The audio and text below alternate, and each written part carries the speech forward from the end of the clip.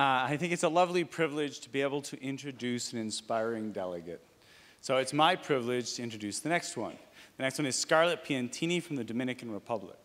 Scarlett has already, before graduating, had the privilege and the capacity to work herself in a leadership position. Her interest is in conflict resolution and in corruption. And last year, she was able to raise the money for a project looking at the conflict between the Dominican Republic and Haiti, and she identified the fact that if you work with children first, you can show bridges to reconciliation. And so she went into Haiti and took children from both countries and brought them together using the tools of constructive engagement to try to teach them how they could break down the barriers between their countries by understanding the relationships amongst them. She just recently graduated, and her focus, like others in this area, is on corruption and how its vitriolic impacts can basically undermine any attempts at the growth of a peaceful society, and she intends to continue looking into that. Without further ado, I'd like to introduce Scarlett Piantini.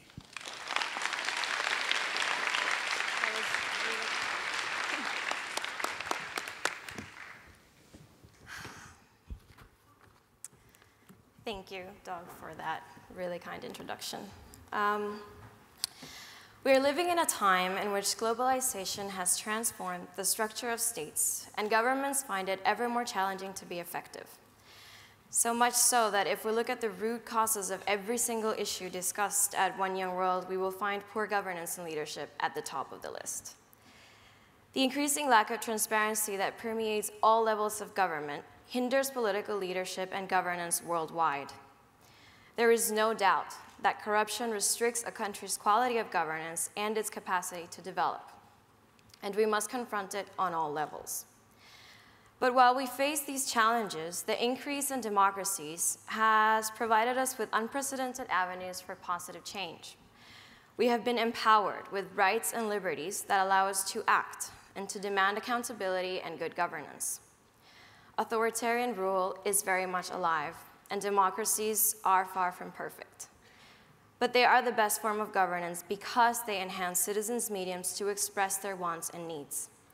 Amartya Sen considers the right to vote, the right to free election, private property rights, freedom of expression, freedom of assembly, and freedom of the press to be the main components of democracies. It is through our exercise of these rights, liberties, and institutions that political leaders can best assess social problems and make informed decisions. So, social pressure, voting or protesting, is necessary for democracy. We, as ideal-driven citizens, must rely on it if we want to influence good governance in our countries. Beyond that, we are responsible for improving these institutions if we want to increase our leverage over our political futures. Easier said than done, but it is imperative to do something, anything. As a teenager, I volunteered for the UN and the Dominican Education Department to hold Model UN in public schools for the first time. And a few years ago, I obtained a grant to execute the first Dominico-Haitian peace camp with 30 children. I did this because I wanted to influence a situation I considered crucial to my country's development. I now want to contribute to the promotion of good governance. First, I looked at whether or not democratic institutions have actually improved governance. I conducted a small study to examine the relationship between governance, corruption, and development.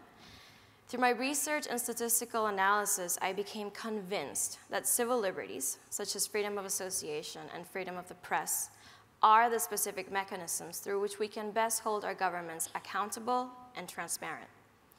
In 1992, the Brazilian movement for ethics in politics succeeded in ending President Collor de Mello's corruption scheme. The strength of this spontaneous national movement led to the first impeachment for corruption in Latin America. And this shows that civil society has a powerful role to play in demanding good governance. We are the owners of tomorrow. We have the desire and are in the position to change wrongs in the world. We have to become the driving force of the global civil society if we want to influence our nation's political futures. We must exercise our civil liberties and political rights. If we don't exercise our rights, then we have no right to demand better governance. I am now coordinating development and democracy projects at a Dominican nonprofit organization, and I'm involved in the civil society petition to hold the first presidential debate in my country. It is with these small steps that our desires for good governance will be met. If you want to go back home and take a small step, raise your hand. Make the commitment right now that you will go back to your country and act.